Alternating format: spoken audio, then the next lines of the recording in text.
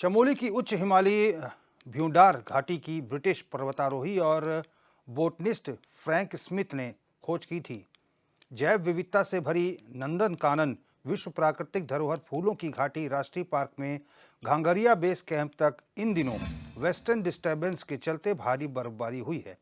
ऐसे में वन्य जीव प्राणियों की सुरक्षा और वन संपदा की निगरानी रखने के साथ साथ पार्क के बफर जोन और प्रतिबंधित क्षेत्र में कड़ी चौकसी बरतने के लिए पार्क कर्मियों की गश्त टीम को इस क्षेत्र में लंबी दूरी की गश्त करने में काफ़ी जोखिम उठानी पड़ रही है। हेमकुंड साहिब और valley of flower national park के बेस कैंप घंगरिया में इस समय 12 मार्च महीने में बर्फबारी ने बर्फ की पूरी सफ़ेद चादर बिछा दी है। फूलों की घाटी में भारी बर्फबारी, पार्क कर्मियों की बढ़ी गश्त, वेस्टर्न डिस्टर्बेंस के चलते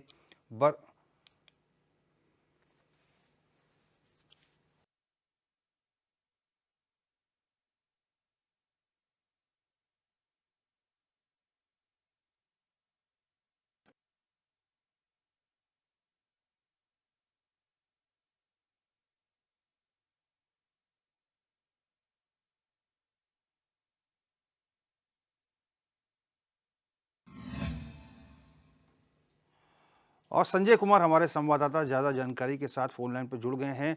संजय, पार्क कर्मियों की जो गश्त है वो बढ़ा दी गई है, क्या कुछ दिक्कतें आ रही हैं क्या उन्हें?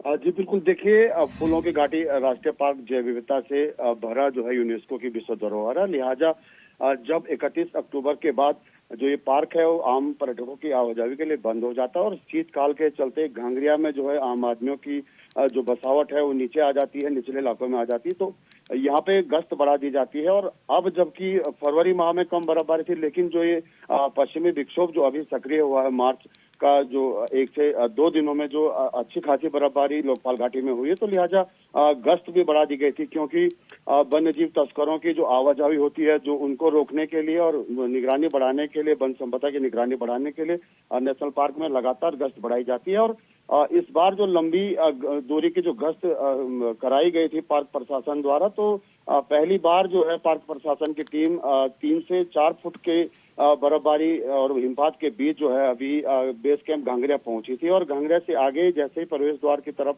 पहुंचती है, तो ऊपरी हिमालय क्षेत्र में अभी ग्लेशियर दरकने की भी जो पूर्वानुमान मौसम विभाग द्वारा जारी किया गया। लिहाजा इस स्थिति को देखते हुए पार्क कर्मियों का जो गश्ती दल था वो घांगरिया से लौट आया है। और मौसम जब फिर खुलेगा तो दोबारा जो है गश्ती दल घाटी की ओर रुख करेगा। लिहाजा अभी जो है पार्क कर्मियों का जो ये गश्ती दल है वो पार्क के आधे रास्ते से जो है वापस लौट चुका है। जी संजय, फिलहाल मौसम तो खराब बना हुआ है, अभी भी बर्फबारी की संभावना है क्या उधर?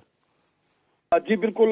जो पिछले 24 घंटे से जोशीमठ नगर क्षेत्र में लगातार झमाझम बारिश हो रही है और पूरा जो जोशीमठ क्षेत्र कोहरे के आगोश में है। और जो ऊपरी हिमालय की बात की जाए तो लोकपाल घाटी में भी पिछले 24 घंटों से लगातार बर्फबारी जारी है। और इसी बर्फबारी के बीच ये दल जो है घांगरिया पहुंचा था बेस कैंप। यहाँ पे घुटने से ऊपर तक की बर्फ में जो है किसी तरह ये जो है जो बेस कैंप होता है राष्ट्रीय पार्क का, वहां पे पहुंचा। और कुछ दूरी पर जाने के बाद जो है जब ग्लेशियर दरकने की जो पहाड़ों में आवाज आने लगी, तो पार्क प्रशासन की टीम ने जो है वापस आना ही गनीमत समझा। और अभी जब मौसम खुलेगा, क्योंकि कल तक जो है पूर्वानुमान बारिश और बर्फबारी का है, तो येलो अलर्ट भी है। और लिहाजा पार्क प्रशासन 3 तारीख के बाद दोबारा जो है लंबी दूरी की गश्त यहाँ पे करेगा। और पूरी तरह फिलहाल जो है चौकसी बढ़ती जा रही है। पुलना गांव से, भ्यूडार गांव से पार्क में किसी तरह की गतिविधियां जो है न हो, तो इसको लेकर के पार्क प्रशासन बिल्कुल संजीदा है। जी संजय, बहुत बहुत धन्यवाद हमसे बातचीत करने के लिए और दर्शकों तक जानकारी पहुंचाने के लिए।